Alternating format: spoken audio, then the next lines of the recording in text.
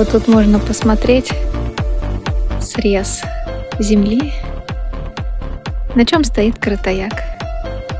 А стоит он на мелу.